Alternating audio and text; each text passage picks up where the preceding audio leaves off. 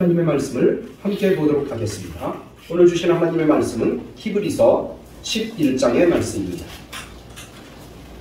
히브리서 11장 5절로 6절까지의 말씀입니다. 5절, 6절 같이 읽습니다. 믿음으로 에녹은 죽음을 보지 않고 옮겨졌으니 하나님이 그를 옮기시고 다시 보이지 아니하였느니라. 그는 옮기기 전에 하나님을 기쁘시게 하는 자라 하는 증거를 받았느니라.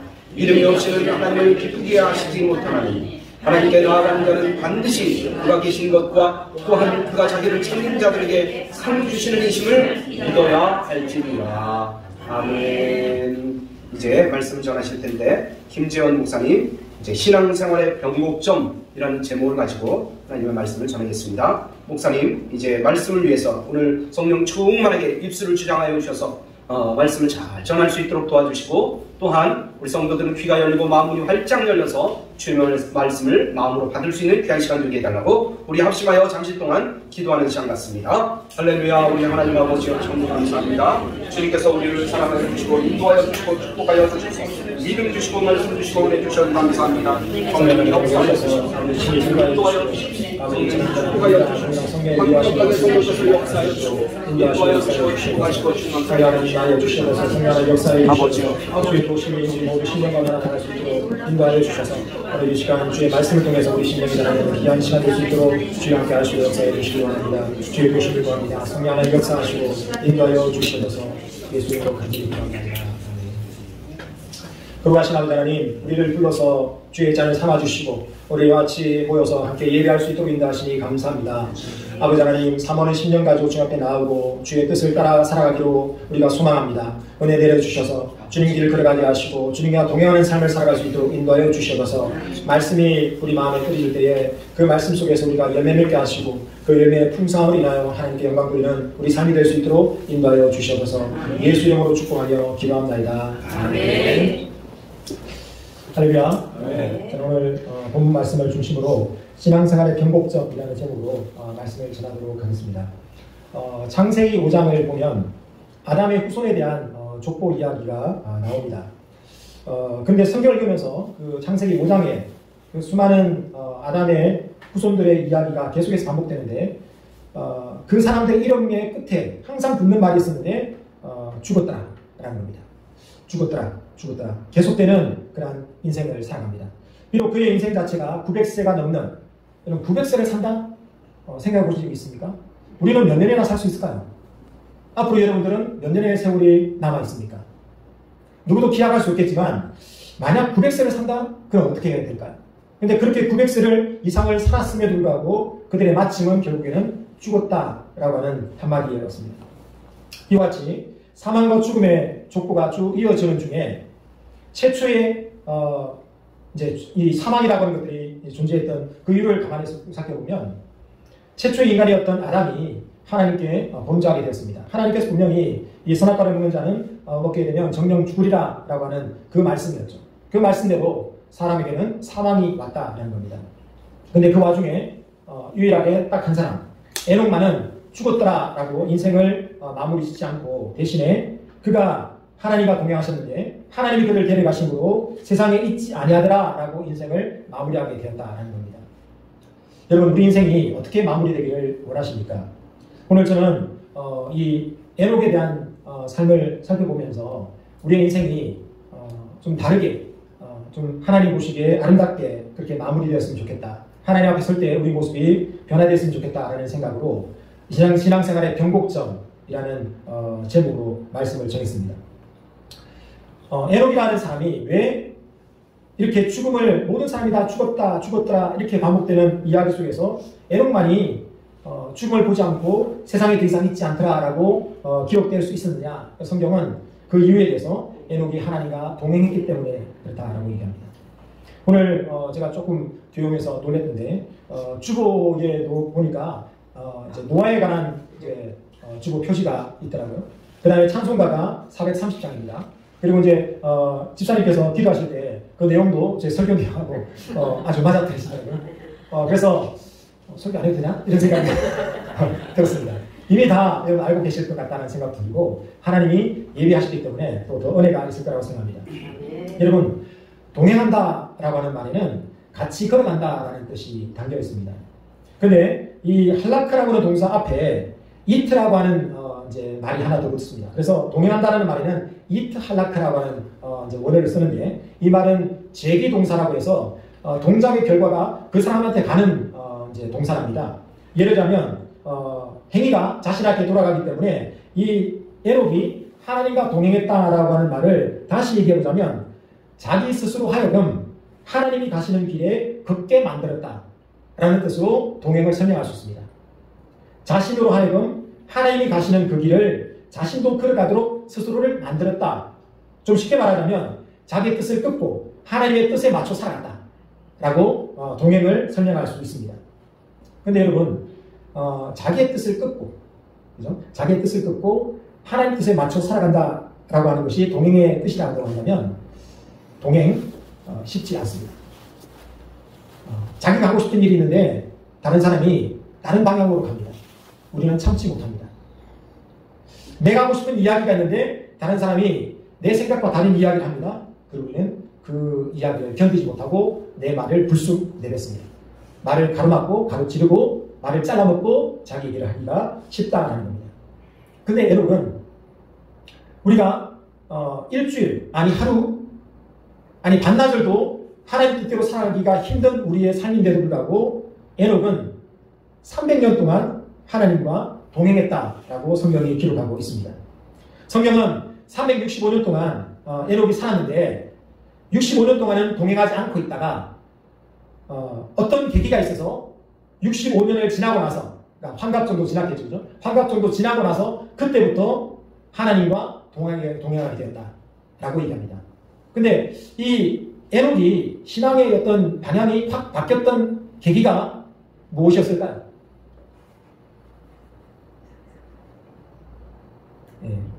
보통 어른들은 대답을 잘 안 합니다. 교학교 아이들은 대답을 합니다. 교학교가 아니기 때문에 자연스러운 모습이죠. 무드셀라라고 하는 아들을 낳고 나서 그의 삶이 하나님과 동행하는 삶으로 바뀌게 되었습니다. 여러분, 무드셀라라고 하는 사람은 죽음을 보지 않고 성천한 에녹의 아들입니다. 무드셀라라고 하는 뜻 속에는 그가 죽으면 세상에 끝이 온다라고 하는 뜻을 담고 있다고 얘기합니다. 그래서 무드셀라가 출생할 무렵, 그러니까 무드셀라가 태어나고서부터 에녹은 이 아이가 죽으면 이제 세상에 끝이 온다라는 생각을 갖고 정신을 바짝 차리게 되었다라는 겁니다. 무드셀라는 문자적으로 사람을 뜻하는 마트하고 창이나 무기를 뜻하는 쉘라흐라고 하는 말이 합쳐져가지고 무트쉘라, 그래서 무드셀라라고 하는 뜻이 되었다라고 합니다. 옛날 고대 설화에 보면 마을을 지키는 이제 수호신이 있는데 그 사람이 창을 들고 마을을 지킨답니다. 근데 그 마을을 지키는 사람이 죽게 되면 그 마을이 망하게 된다라고 하는 그런 설화가 있답니다. 그래서 에녹이 무드셀라를 낳고 나서, 아들을 낳고 나서 이 아이 이름을 무드셀라라고 지으면서 에녹이 사람들에게 얘기한 것입니다. 이 아이가 죽게 되면 지구의 종말이 온다, 인류의 종말이 온다 라고 하는 그런 분명한 뜻을 전하게 되었다라는 겁니다. 여러분, 부모가 자식을 갖게 되면, 아이를 갖게 되면, 자식이라고 하니까 좀 뉘앙스가 좀 이상하네요. 아이를 갖게 되면 그 아이에 대해서 참 축복하는 마음이 가득합니다. 그래서 이 아이는 좀 더 나보다 나은 인생을 살았으면 좋겠다, 이 아이는 많은 사람들에게 사랑받았으면 좋겠다라는 생각을 갖고 귀한 이름을 짓습니다. 근데 무드셀라라고 하는 이름 자체는 좀 살벌합니다. 이 아이가 죽는다, 근데 그때 되면 심판한다 라는 거죠. 아이 이름이 종말, 사망이라고 한다면 어느 누가 그 아이 이름을 즐겁게 부를 수 있겠느냐라는 겁니다. 그런데도 불구하고 에녹은 아이의 이름을 무드셀라라고 지었습니다. 무드셀라가 태어나기 전까지는 그냥 살 수 있습니다. 왜 그렇죠? 지구의 종말이, 인류의 종말이 아직 오지 않았기 때문에. 근데 여러분, 우리가 늘 그렇게 얘기하죠. 사람이 태어날 때는 순수가 있지만 갈 때는 순수가 없다라는 거죠. 안녕 내일 봐 라고 얘기하지만 그 안녕 내일 봐가 내일 보지 못할 수도 있다라는 사실을 우리는 알고 있다는 거죠. 그러니까 기약할 수 있는 인생을 살아가고 있는 우리 인생에게 아이가 태어나기 전까지는 그냥 편안하게 살 수 있습니다. 근데 분명히 하나님이 말씀하셨든지 아니면 에녹이 스스로를 그리고 다른 사람에게 경고를 주기 위해서 아이의 이름을 무드셀라라고 지었든지 간에 무드셀라가 태어나면서부터는 긴장해야 된다는 거죠. 긴장해야 된다. 여러분, 사탕 중에 가운데가 구멍이 뚫려 있는 사탕이 있습니다. 여러분, 그 사탕이 뭔지 아십니까? 사탕인데 가운데 구멍이 뚫려 있어요. 제가 기억이 안 나서 물어보는 겁니다. 그 무슨 사탕이 아세요? 하여튼 그런 사탕이 있습니다. 신기하게 그전까지는 사탕이 동그랗게 생겼어요. 근데 그 사탕은 납작합니다. 납작하고 가운데 구멍이 뚫렸어요. 왜냐? 아이들이 사탕을 먹다가 기도가 막혀서 사망하는 사건이 생기게 됐습니다. 그래서 사탕 많은 사람이 어떻게 하면 아이를 보호할 수 있을까? 사탕을 납작하게 만들자 라는 겁니다.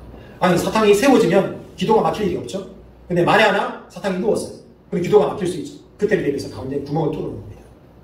여러분, 어린아이들이 살아가는 환경 자체가 정말 어떤 힘든 상황들입니다. 아이들이 엄마의 젖을 먹고 나면 얼마나 이마에 땀이 송글송글 맺혀 있습니까? 아이들이 우는 이유가 뭡니까? 자기의 환경이 너무 어렵다는 겁니다. 그러니까 어린애같이 천진난만하게 살아간다는 말이 앞뒤가 안 맞는 말입니다. 어린아이들은 하루하루를 생존을 위해서 몸부림친다라고 어떤 사람은 얘기하더라고요. 그러니까 아이가 태어났습니다. 어떤 사람은 아이가 태어났는데 아이가 100일 될 때까지 아이가 안지를 못했답니다. 어떻게 안을지 몰라가지고 아이의 목이 꺾일지 몰라서 그렇게 아이를 안지 못했다는 얘기 들었는데, 무두셀라가 태어나면서부터 아이가 언제 죽을지 부모는 아무도 모릅니다. 그래서 예록이라는 사람은 아이를 보면서 언제 죽을지 모르는, 자기 인생도 마찬가지고 아이 인생도 마찬가지고 언제 죽을지 모르는 무두셀라를 보면서 깨어있게 되었다라는 거죠. 그 세월이 300년이 되었다는 것을 우리는 보게 됩니다. 그런데 오늘 우리가 읽었던 본문 말씀에는 에녹에 대한 삶이 간단하게 기록되어 있습니다. 여러분, 우리가 성경을 깊이 있게 묵상해야 되는 이유는 뭐냐면, 요즘은 정보가 참 풍성합니다. 그래서 문자를 보낼 때도 구구절절히 쓰고, 해외에 있는 사람에게 전화할 때도 그냥 전화해서 왜 전화했어? 그냥 보고 싶어서 라고 얘기하지만, 옛날에는 어땠습니까? 옛날에 국제전화 001, 002 여러분 다 아시죠? 그죠? 그때 전화할 때 미리 메모를 적어 놓는 겁니다. 그러나서 질문을 먼저 던져요. 그리고 먼저 질문을 딱 하고 전화 딱 끊어요. 그리고 질문을 받은 사람이 또 전화해가지고 그 질문에 답하는 식으로. 그래서 어쨌든 전압이 많이 든다, 전화 빨리 끊어라 라는 말이 우리 어른부님들 세대에는 익숙한 그런 용어였습니다. 그만큼 데이터가 한정되어 있는 시기였습니다. 그러니까 구약을 기록할 당시에도 이 활자로 기록된다는 것 자체가 참 어려운 시대였어요. 그러니까 말 한마디 한마디에 귀한 뜻이 담겨 있다는 거죠. 그러니까 성경을 읽을 때 우리가 한자 한자 문맥을 정밀하게 들여다보고 묵상하는 것이 필요하다는 겁니다. 그래서 오늘 읽었던 성경 말씀을 보면, 히브리서 11장 5절의 말씀 보면, 자, 오늘 5절의 말씀입니다. 한번 보시겠습니다. 믿음으로 에녹은 죽음을 보지 않고 옮겨졌으니 하나님이 그를 옮기심으로 다시 보이지 아니하였느니라. 그는 옮겨지기 전에 하나님을 기쁘시게 하는 자라는 증거를 받았느니라 라고 얘기합니다. 우리는 몇 가지 단어를 공유합니다. 미리 말씀드리자면, 첫 번째는 주님께서 이 땅에 나오십니다. 그래서 동행해야 된다라는 것이고, 두 번째는 우리가 주님 앞에 동행해야 된다는 말 뜻에 이제는 거룩해야 된다라고 하는 것이고요. 그 다음에 또 한 가지 말씀은 우리가 깨어있어야 된다라고 하는 이 세 가지 용어들을 우리가 보고자 합니다. 첫 번째는 에녹이 주님과 동행했습니다. 오늘 동행하는 그 삶에 대해서 성경은 하나님을 기쁘시게 하는 삶이다라고 얘기하고 있습니다. 여러분, 우리가 하나님을 기쁘시게 하고자 합니다. 그러면 어떻게 기쁘시게 할 수 있습니까? 성경 말씀이 6절입니다. 같이 한번 6절 같이 읽겠습니다. 믿음 없이는 하나님을 기쁘시게 하지 못하나니 하나님께 나아가는 자는 반드시 그가 계신 것과 또한 그가 자기를 찾는 자들에게 상 주시는 이심을 믿어야 하지 라는 겁니다. 우리는 분명하게 하나님 기쁘시게 해야 됩니다. 근데 기쁘시게 하는 방법이 두 가지가 있는데, 첫 번째는 하나님이 살아계신다. 하나님이 살아계신다. 하나님이 분명히 계신다 라는 것이죠. 그리고 두 번째는 상 주시는 분이다. 어떤 분에게, 어떤 사람에게? 주님을 찾는 자에게. 주님을 찾는 자에게 상 주시는 분이다 라고 하는 반대말은 무엇입니까? 주님을 모르는 자에게는, 주님을 거부하는 자에게는 하나님의 벌이다 라는 겁니다. 하나님은 성경에서 우리에게 복과 저주를 분명하게 말씀하고 있다라는 겁니다. 자, 제가 한 구절을 더 찾고자 합니다. 유다서라고 하는 성경이 있는데요. 요한계시록 바로 앞에 있습니다. 유다서는 한 장밖에 없어가지고 잘못하면 휙 넘어가버립니다. 성경, 제가 갖고 있는 성경으로는 397쪽인데요. 유다서 1장입니다. 14절, 15절의 말씀입니다. 유다서 1장 14절, 15절. 에녹에 관한 이야기가 많이 기록되지 않다라고 말씀드렸습니다. 에녹은 어떤 삶을 살았을까 살펴보기 위해서는 우리가 한번 성경을 깊이 있게 묵상해 봐야 되기 때문에 유다서 1장 14절, 15절을 읽어보려고 합니다. 유다서 1장 14절 15절 같이 한번 읽겠습니다. 시작. 아담의 첫째손 에녹이 사람이 되어 야레로 일어나여 이르되 보라 주께서 그 수많은 거룩한 자와 함께 임하셨나니 이는 무사랑을 심판하사 모든 경건하지 않은 자가 경건하지 않게 행한 모든 경건하지 않은 일과 또 경건하지 않은 죄인들이 주를 거스려 한 모든 가락한 말로 말미암아 그들을 정죄하려 하시리라 하였느니라. 아멘. 짧은 성경 구절인데 경건이라고 하는 말이 짧은 구간에 계속해서 반복되고 있습니다. 경건하지 않은 자가 경건하지 않게 한 모든 경건하지 않은 일과 그리고 경건하지 않은 죄인들이 주를 거스려 한 모든 완악한 말로 말미암아 그들을 정죄하려 하시리라 라고 얘기합니다. 에녹이 무드셀라를 통해서 사람들에게 전했던 메시지가 이 아이가 죽는 날에는 인류의 종말이 온다, 하나님의 심판이 온다 라고 하는 메시지였다면 이 무드셀라라고 하는 이름에 담겨있는 메시지의 내용을 좀 더 풀어낸 내용이 14절 15절인데 이 내용이 요한계시록에 나오는 마지막 종말의 메시지와 너무도 유사하다라는 것입니다. 자, 경건이다라고 하는 말을 오늘 짧은 구절에 경건이 여러 번 반복된다고 말씀을 드렸는데 경건이라는 말의 원어를 보자면 유세베이아라고 하는 말을 갖고 있는데 유세베이아라는 말인데 이 말 뜻은 좋다라고 하는 유와 두려워한다라는 뜻의 세베이아라고 하는 말이 합쳐져서 만들어진 게 유세베이아라고 합니다. 그러니까 경건이라는 말의 원어를 얘기하자면 좋은 두려움이다라고 설명할 수 있습니다. 좋은 두려움을 가져야 경건하다라고 얘기할 수 있다는 것이죠. 여러분 그런데 에녹이 사람들을 보니까 에녹이 하나님으로부터 받은 메시지를 보니까 그 당시에 사람들이 정작 두려워해야 될 하나님에 대해서는 두려워하지 않고 하나님을 무시하더라는 겁니다. 하나님이 없는 것처럼 생각하더라는 겁니다.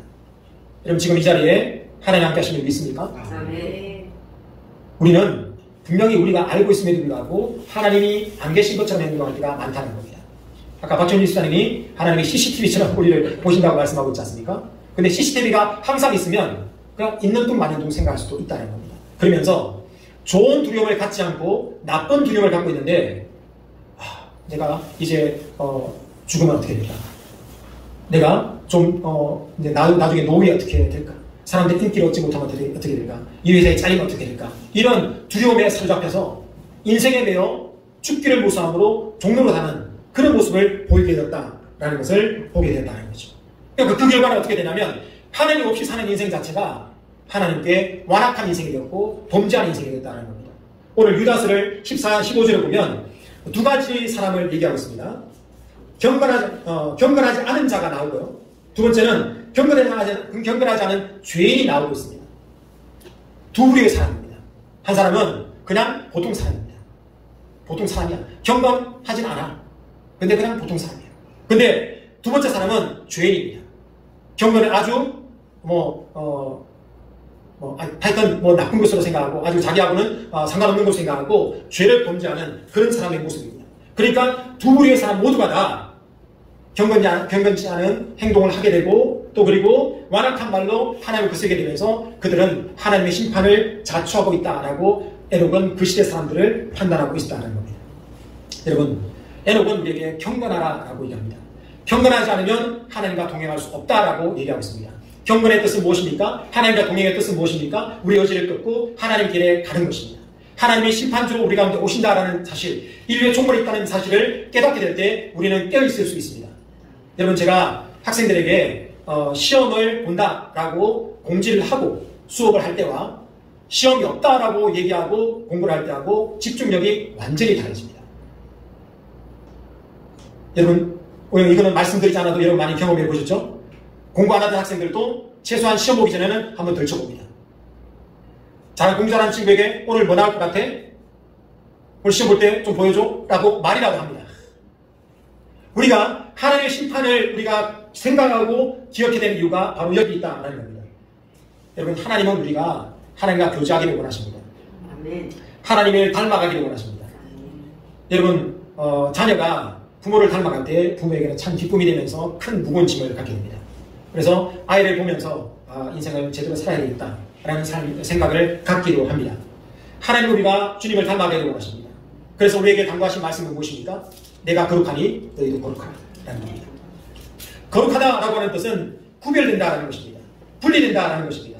하나님은 죄악된 인생과 멸망당한 인생과 다르게 영원히 거룩하신 분으로 우리 가운데 오십니다. 근데 그 거룩하신 하나님을 우리가 닮아갈 수 있는 연결고리, 주님 앞에 가까이 나갈 수 있는 비밀이 무엇인가? 그것은 바로 경건이다. 경건을 통해서 우리는 거룩한 하나님과 연결될 수 있다는 것입니다. 에녹이 무두셀라를 통해서 전한 메시지가 무엇입니까? 그리고 에녹이 무두셀라를 낳은 후에 300년간 하나님과 동행했던 비결이 무엇입니까? 그리고 거룩하라고 말씀하신 그 하나님의 뜻을 따라서 에녹이 거룩하게 살게 됐던 동기가 무엇입니까? 그것은 바로 경건이었습니다. 경건. 좋은 두려움을 가져야 한다는 것입니다. 하나님을 경외한다라고 하는 뜻에는 바로 하나님을 두려워한다라는 뜻이 담겨져 있습니다. 신앙은 무엇입니까? 하나님을 두려워하는 것입니다. 두려워한다는 뜻이 좀 부정적인 의미를 갖고 있기 때문에 우리는 하나님을 경외하라라고 얘기하지만 경외하라라고 하는 이 단어 때문에 하나님에 대해서 우리가 그냥 너무 쉽게 생각할 때가 많이 있다는 거죠. 추상적으로 생각할 때가 많이 있다는 겁니다. 하나님의 심판이 있다는 것입니다. 고린도서 5장 9절부터 10절까지는 그런즉 우리는 몸으로 있든지 떠나 있든지 주를 기쁘시게 하는 자가 되기를 힘쓰노라. 이는 우리가 다 반드시 그리스도의 심판대 앞에 나타나게 되어 각각 선악간에 그 몸으로 행한 것을 따라 받으려 합니다. 라고 얘기하고 있습니다. 여러분, 회개하라 천국이 가까웠다 라고 하는 이 메시지는 예수님 당시부터 우리에게 외쳐졌던 경고의 메시지입니다. 회개하라 천국이 가까웠다. 그러나 여러분, 이 메시지가 우리에게 다가오지 않습니다. 왜요? 아니, 말세라고 얘기하는데 세상이 마지막이라고 얘기하는데 2000년이 지나도 2020년이 지나도 계속해서 말세라고 하니 도대체 말세는 언제냐라고 생각할 수 있다는 겁니다. 여러분, 말세라고 하는 것들은 시간상의 마지막이 아닌 사건의 마지막을 얘기하고 있습니다. 성경에는 4가지 사건이 5가지 사건이 이제 나옵니다. 첫 번째가 예수님 오신다. 예수님 오신다. 그리고 예수님이 십자가에 죽으신다. 죽으신 예수님이 부활하실 것이다. 부활하신 예수님이 성천하신다. 성천하신 예수님이 다시 오신다. 여러분, 남아있는 사건이 무엇입니까? 예수님의 재림입니다. 에녹이 왜 무두셀라를 낳고 나서부터 예수님과 동행했습니까? 그날과 그 시는 우리도 모르지만 이제 주님 속해 오신다. 여러분, 그래서 초대교회 성도들은 말세 신앙을 가지고 있었습니다. 말세 신앙이 희미해지면서부터 교회는 힘을 잃어버리게 되었습니다. 바울 사도는 혼자 살아도 좋다라고 얘기했습니다. 왜 그럴까요? 주님 오실 때가 가까우기 때문에. 베드로는 근신하고 정신을 차리라 라고 얘기하고 있습니다. 왜 그럴까요? 자기 때에 예수님 올 거라고 생각하기 때문에 그렇습니다. 베드로 때에 예수님 오셨습니까? 예, 왔습니다. 대신 베드로가 예수님 맞으러 갔기 때문에 그렇죠. 에녹은 비상사태로 살았습니다. 왜냐하면 무두셀라가 지금 자기 앞에 자라고 있기 때문에 그렇습니다. 언제 하나님이 무두셀라를 부르실지 모르지만 그때가 마지막 때라는 사실을 에녹은 알았기 때문에 초긴장 상태로 늘 마음과 생각을 하나님께 고정하면서 살아가게 되었다는 것입니다. 여러분, 근데 우리는 왜 정신을 못 차리고 살아가고 있을까요? 왜 하루도 주님과 동행하는 삶이 이리도 어려울까요? 저는 설교를 준비하면서 하나님 오실 때를 준비한다라고 하는 그 방법을 생각하면서 매일 저녁 잠자기 전에 하루를 돌아보면서 회개 시간을 가지려고 하고 있습니다. 근데 왜 그렇게 하루를 되돌아보면 나의 실수도 많고 부족한 것도 많고 불친절한 것도 많고 속 좁은 것도 많고 그런지 참 돌아보면 돌아볼수록 파면 팔수록 안 파면 되는데 생각 안 하면 되는데 생각을 할수록 왜 그렇게 많은지 한때는 그만둬야 되겠다 라는 생각도 했습니다. 너무 부담스러워요. 왜 우리는 그렇게 살지 못할까요? 예수님이 오신다는 걸 우리가 분명히 알면도 불구하고 왜 에녹처럼 살지 못할까요? 왜 주님 맞을 준비하는 그 신앙으로 살지 못할까? 믿는 것과 아는 일이 다르기 때문에 그렇습니다. 머리로는 압니다. 근데 믿어지지가 않는 거죠. 믿습니까? 라고 얘기하지만 아멘 하지만 사실은 그 믿는다라고 하는 것들이 아는 정도에 그치고 있기 때문에 우리의 삶이 그렇지 못한 것들을 보게 됩니다. 에녹의 예언은 너무도 정확하게 적중했습니다. 무두셀라가 187세에 라멕을 낳았습니다. 라멕을 낳고 라멕이 노아를 낳을 때가 182세였습니다. 그리고 홍수가 일어날 때가 노아 나이 600세였습니다. 그러니까 187 더하기 182 더하기 600 하면 바로 계산 나오죠? 네, 그 숫자입니다. 여러분 생각하는 그 숫자. 그죠? 169세를 생각하셨죠? 예, 169세. 바로 무두셀라가 죽은 나이가 169세였습니다. 무두셀라가 죽자마자 노아의 홍수가 일어나게 되었다는 겁니다. 근데 우리가 옛날에 여러분 기억하시는 모르겠지만 유고 1번인가 거기서 아이 이름을 짓는데 아직도 기억납니다. 김수환, 무두셀라 두루미, 삼천갑자 동방섬, 치치카포 서리하늘센터, 워리워리 세프리카. 제가 기억력이 되게 좋네요. 그래서 아이 이름을 한참 지었어요. 그래서 줄이면 어떻게 되냐? 줄이면 나이가 줄일지 모르니까 다 불러야 된다. 약발에 때리지 모르니까 김수환. 그러면서 그게 무두셀라가 나옵니다. 그러니까 성경에서 가장 오래 산 사람이 무두셀라라고 얘기합니다. 무두셀라가 왜 이렇게 오래 살았을까요? 예수님은 온다 하시면 빨리 오시지.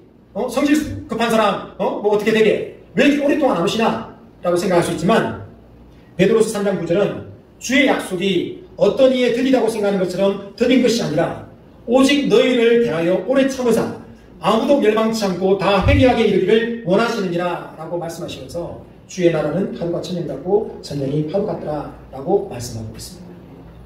그런데 우리는 이 하나님의 자비하심과 인내를 우리 세격거리로 바꿔버립니다. 하나님의 사랑을 잘못 오해해서 하나님 무시 기한이 없다 라고 얘기합니다. 그래서 베드로서 3장 3절부터 4절까지는 먼저 이것을 알지니 말세에 기롱하는 자들이 와서 자기 정욕을 쫓아 행하며 기롱하여 가로되 주의 강림하시다는 약속이 어디냐. 봐라 2000년이 지나도 안 오신다. 만물이 처음 창조될 때와 같이 그냥 있다. 오늘 해가 뜬 것처럼 내일도 해가 뜰 거야 라고 얘기하고 있다는 겁니다. 여러분 하나님의 나라는 어떤 사람이 생각하는 것처럼 더디게 생각될지 모르지만 늦지 않게 정확하게 그 시간에 이루어지게 됩니다. 하나님의 시간은 지체하지 않으십니다. 하나님의 시간 하실 때가 분명하게 정확하게 그 시간에 이루어지게 되는 것입니다. 그런데 성경은 그때가 주의 날이 밤에 도둑같이 임할 것이다 라고 말씀하고 있습니다. 대초로전서 5장 2절에 보면 주의 날이 밤에 도둑같이 이룰 줄을 너희 자신이 자세히 알기 때문이라 라고 말씀하고 있습니다.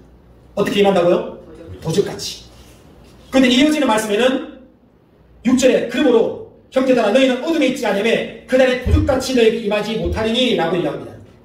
어떤 사람에게는 도둑같이 임한답니다. 어떤 사람에게는 도둑같이 임하지 못한다고 얘기합니다. 그 차이는 무엇일까요? 깨어있느냐. 깨어있느냐. 자지 말고 오직 깨어 정신을 차리라 라고 말씀하고 있는 것입니다. 그러므로 너희는 다른 일과 같이 자지 말고 깨어있으라. 오직 정신을 차리라 라고 말씀하고 있는 것입니다. 깨어있는 자들에게는 주의 날이 도둑같이 오지 않는다는 겁니다. 여러분 날짜와 시간을 몰라도 우리 영혼은 침착할 수 있습니다. 도둑같이 온다라고 하는 것들이 날짜와 시간을 몰라서 도둑같이 온다는 뜻이 아니다라는 겁니다. 이단 사이비들이 날짜와 시간을 얘기하면서 이 날짜를 모르냐? 그러면 네가 잘못된 신앙이다 라고 얘기하지만 그게 아니다라는 겁니다. 도둑같이 오지 않는다라고 하는 것들은 깨어있을 때 하나님의 오심을 우리가 준비할 수 있다라는 것을 얘기하고 있다는 겁니다. 예수님께서 이제 십자가를 아프시고 예루살렘에 올라가십니다. 제자들은 주의 날이 속히 임할 줄 알고 여쭙습니다. 예수님 주의 날이 언제 임하실 겁니까? 언제 임할까요? 라고 물었을 때 예수님께서는 누가복음 17장을 통해서 재림의 때가 노아의 때와 롯의 때와 같다라고 얘기하면서 사람들이 먹고 마시고 장가들고 시집간다라고 말씀하고 있습니다. 그래서 어떤 사람은 예수님 말씀하신 것처럼 시집가고 장가들고 먹고 마시고 하면 안 된다라고 얘기합니다. 주님의 말씀 뜻은 그게 아니죠. 장가들고 시집가고 하는 것이 중요한 것이 아니라 그게 우리의 마음을 빼앗겨서는 안 된다는 겁니다. 빼앗겨서는 안 된다는 것이죠. 이런 무드셀라를 낳고 노아가 300년간 한 해가 동행하면서 성경은 분명히 자녀를 낳았다라고 얘기하고 있습니다. 그러면 에녹이 주님과 동행해야 된다면 예수님 말씀이라고 한다면 에녹은 무드셀라만 낳고 아이를 낳으면 안 돼요. 왜? 예수님과 동행하는 것에 집중해야 되기 때문에. 그러나 그것이 아니다라는 겁니다. 우리가 신앙생활 할 때 여러분 우리가 이 땅의 삶을 살아가는 동안에 먹고 마셔야 될 때가 있습니다. 장가들고 시집가야 되기도 합니다. 그래야 믿음의 자손들을 낳고 그를 통해서 세상에 하나님의 메시지를 전해야 되기 때문에 그렇습니다. 중요한 것이 무엇입니까? 불러 태워지고 없을 것에 우리가 너무 마음을 빼앗겨서는 안 된다는 거죠. 우리 중심이 하나님께 서 있어야 된다는 겁니다. 여러분 교회에서 김장을 했었습니다. 김장을 하고 있는데 이제 여러 집사님들 오시니까 뭐 젊은 집사님들 계시고 나이 드신 집사님들 계시는데 이제 아이들을 데리고 왔어요. 유아신 아이들이 서로 놀고 있습니다. 근데 뭐 주방에서는 집사님들 권사님들이 뭐 즐겁게 이야기하시면서 굉장하고 있는데 갑자기 전 어느 엄마가 불이 나게 손을 닦고 막 달려나가는 거예요. 왜 그런가 사람들이 깜짝 놀랐어요. 왜 그러냐라고 봤더니 아이가 울었던 거예요. 근데 아이의 울음소리를 아무도 듣지 못했습니다. 근데 엄마의 귀에는 들리는 거예요. 왜 그렇죠? 엄마가 깨어있는 거예요. 긴장을 하고 있지만 그 마음에 그 중요한 무게중심은 아이에게 가 있다는 것이죠. 아이가 잘 놀고 있나? 아이가 위험하지 않을까? 그게 마음이 가 있다는 겁니다. 누가복음 21장 3, 4절에 예수님께서는 너희는 스스로 조심하라 라고 말씀하고 있습니다. 그렇지 않으면 방탕함과 술 취함과 세상의 염려로 마음이 둔화해지고 뜻밖의 그날이 뜻과 같이 너에게 임하리라 라고 말씀하고 있다는 겁니다. 여러분, 우리가 인생에 살면서 세상에 염려가 있죠. 염려가 없는 사람이 어디 있겠습니까? 근데 하나님께서는, 예수님께서는 세상의 염려로 너희 마음이 둔화해지고 라고 말씀하고 있습니다. 그래서 주님께서는 우리 염려를 다 주께 맡겨버리기를 원하십니다. 맡겨버리라 라고 말씀합니다. 그래서 우리가 기도해야 될 이유가 그것입니다. 여러분, 주님께서는 36절에 너희 피하고 인자 앞에 서도록 항상 기도하며 깨어있으라 라고 말씀하고 있는 것입니다. 우리가 하나님 앞에 깨어있어야 되겠습니다. 주님 오실 때를 우리가 준비하는 삶을 살아야 되겠습니다. 베드로서 3장 11절 12절에는 일 보던 것이 이렇게 부르짖으니 너희가 어떤 사람이 되어야 마땅하냐 거룩한 행실과 경건함으로 하늘날 임하기를 바라보고 간절히 사모하라. 그날에 하늘이 불에 타서 풀어지고 물질이 뜨거운 불에 녹아지려니와 라고 말씀하고 있습니다. 하늘날 임하기를 바라보라는 겁니다. 여러분, 하루를 살면서 얼마나 하늘을 쳐다보십니까? 저는 가끔씩 하늘을 쳐다봅니다. 하늘을 쳐다보면 하나님이 생각이 나요. 물론 가만히 있어도 하나님을 생각할 수 있지만 가끔씩 하늘을 바라볼 수 있습니다. 여러분, 우리 신앙의 목적지는 주님의 나라에 있습니다. 그러므로 주님 날 임하기를 어느 누구보다 사모해야 됩니다. 요한계시록은 이것을 읽는 자와 듣는 자와 그 가운데 기록된 것을 지키는 자가 복 있다 라고 말씀하고 있습니다. 여러분, 얼마나 주님이 오시기를 사모하고 있습니까? 주님 만날 그 순간을 얼마나 기대하고 있습니까? 우리는 그의 약속하신 대로 의에 거하는 바 새하늘과 새 땅을 바라보도다. 새하늘과 새 땅을 바라보는 겁니다. 성도는 주님을 바라보는 인생입니다. 땅을 바라보는 것이 아니라 주님을 바라보는 인생입니다. 성도가 바라보는 것은 새하늘과 새 땅인 것입니다. 그러므로 사랑하는 자들아, 너희가 이것을 바라보니 주 앞에서 점도 없고 흠도 없이 평강 가운데 나타나기를 힘쓰라 라고 말씀하고 있습니다. 힘쓰라. 어떤 것을 힘써야 되겠습니까? 경건을 힘써야 됩니다. 거룩을 힘써야 됩니다. 주님과 동행하는 것을 힘써야 되는 것입니다. 신부의 신앙으로 단장하는 것입니다. 여러분, 결혼을 앞두고 있는 신부가 결혼 앞두고 있다고 해서 결혼이 한 달 앞에 있다고 해서 직장 그만두지 않습니다. 직장 열심히 다니죠. 하는 일 그대로 합니다. 그런데 가장 중요한 예식날을 위해서 다이어트를 합니다. 피부과에 다니고 또 피부 화장을 받고 마사지를 받고 어떤 옷이 좋을까 고민도 하고 여러 가지 많은 것들을 준비해 나갑니다. 신부의 신앙이 바로 그런 것입니다. 하나님 오실 때 주님 앞에 서는 날 내 모습이 어떨까? 주님 앞에 내 모습이 어떨까? 나는 지금 주님과 동행하고 있는가? 신부는 신랑과의 관계를 가장 중요하게 생각합니다. 남편의 마음을 살피고 관계를 좋게 만들고 더 깊이 있게 아름다운 가정을 이루기 위해서 신부는 항상 그곳에 마음이 가 있습니다. 왜냐하면 그 신랑과 이룰 그러한 선택의 삶이 인생에 가장 중요하기 때문에 그렇습니다. 여러분, 주님과의 만남의 시간이 우리에게 다가오고 있습니다. 주님이 우리에게 주님의 날 임하기를 사모하라고 말씀합니다. 우리는 누구입니까? 예수님의 신부입니다. 주님의 후에 우리가 설날을 준비해 나가면서 주님과 동행하는 하루의 삶이 우리 가운데 필요하다는 겁니다. 여러분, 성도에게는 하나님과 동행하는 시간들이 참 중요합니다. 어떻게 하면 우리 인생이 하나님 닮은 인생이 될 수 있을까? 라는 것이죠. 여러분, 우리가 육체를 입고 있습니다. 육체를 입기 때문에 우리 육체는 항상 땅에 있는 것들을 좋아합니다. 그래서 여러분, 점프를 해가지고 공중에서 5초 이상 머무는 사람 없습니다. 한번 해보시겠어요? 위에 아무리 점프력이 좋아도 공중에서 5초, 10초 머무를 사람 없습니다. 우리 몸은 땅을 너무도 좋아합니다. 땅에 있는 것이 무엇입니까? 썩어질 것과 정욕과 육적인 것들, 그것밖에 없습니다. 그러나 땅을 두 발에 딛지 않고는 우리가 살아갈 수가 없기 때문에 필요한 것들을 취할 수 있죠. 근데 우리 영혼은 하늘을 좋아합니다. 그러니까 우리 안에 늘 갈등이 생기는 것이죠. 그래서 우리는 끊임없이 육적인 소욕과 영의 소욕 사이에 갈등하고 있는 겁니다. 그러니까 사도 바울이 오라 나는 공관자로다. 이 사망의 몸에서 끊임없이 나를 죄악 가운데 끌고 있는 영혼이 잠들게 만들고 있는 세상의 염려와 유혹 앞에서 나를 이기게 하는 것이 무엇인가? 공관자로다 라고 말하고 있는 것입니다. 여러분, 사람은 보통 충격적인 경험을 한 뒤에 삶의 자세가 바뀐다고 얘기합니다. 큰 병을 앓고 난 사람들은 죽음의 문턱 앞에 갔다가 인생의 기준이 바뀌게 됐습니다. 그동안에 보지 못했던 것들을 보게 되면서 인생의 중요한 것이 이것이 아니라 저것이구나 라는 사실을 알게 됩니다. 물론 이렇게 병을 앓거나 큰 실패를 경험했거나 해서 인생의 변화도 그칠 수 있지만 성공을 해도 인생의 변화를 가질 수 있습니다. 물론 성공했을 때 인생의 변화가 긍정적인 변화가 일어나는 것은 오히려 확률이 더 낮은 것 같습니다. 여러분, 성도에게 고난과 어려움이 오는 이유가 무엇입니까? 우리는 고난과 어려움을 겪을 때 하늘을 보게 됩니다. 많은 사람에게 인기가 있고 하는 일마다 잘 되고 손대는 것마다 돈을 벌고 성공하고 그렇다고 한다면 그 사람은 이 세상이 이미 천국입니다. 하나님이 갈급해지지 않습니다.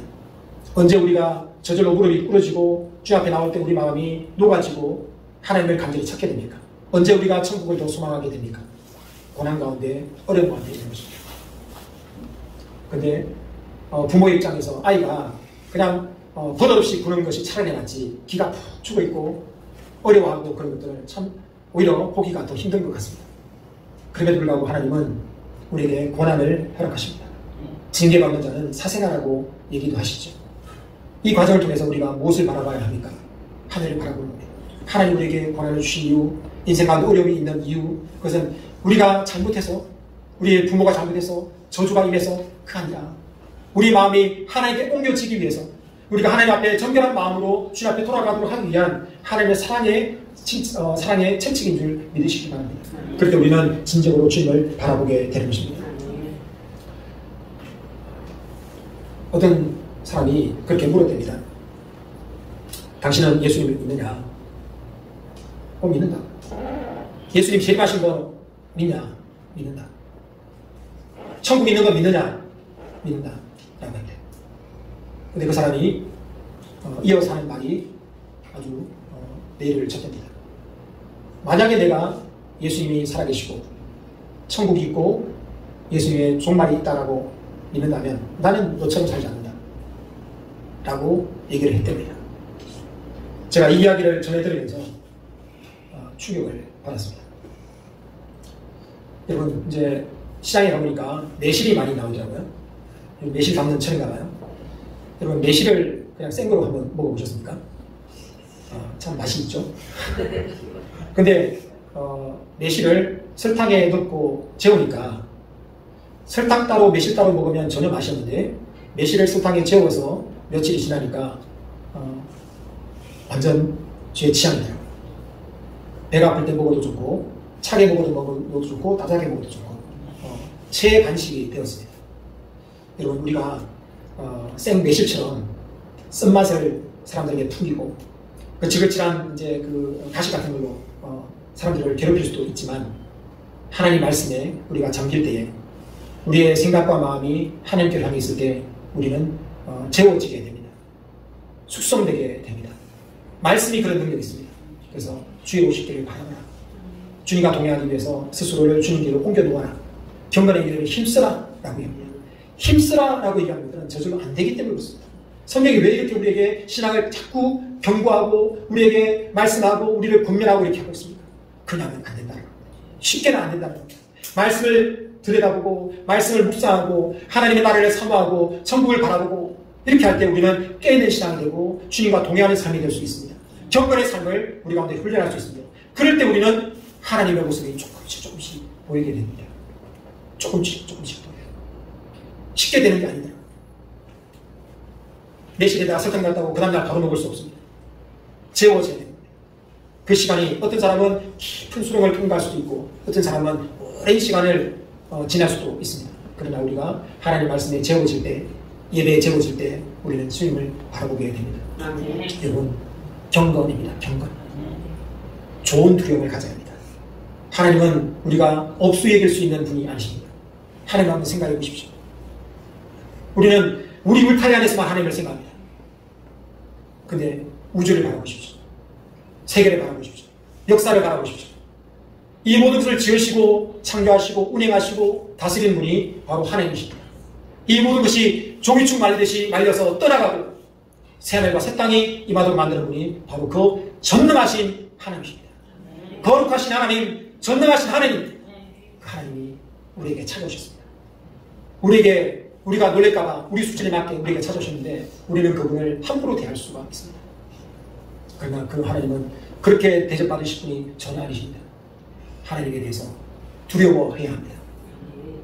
너무도 캐릭터로 만들고 너무도 동화수로 만들고 인본주의를 만들고 심리학으로 만들어서 하나님이 우리 때문에 어쩔 줄 몰라하고 막 전전긍긍하고 하는 그런 모습으로 나약한 모습으로 만들다 보니까 하나님에서 업수 여기고 하나님의 땡깡 부리고 이렇게 살아가고 있는 우리의 모습 아닙니까?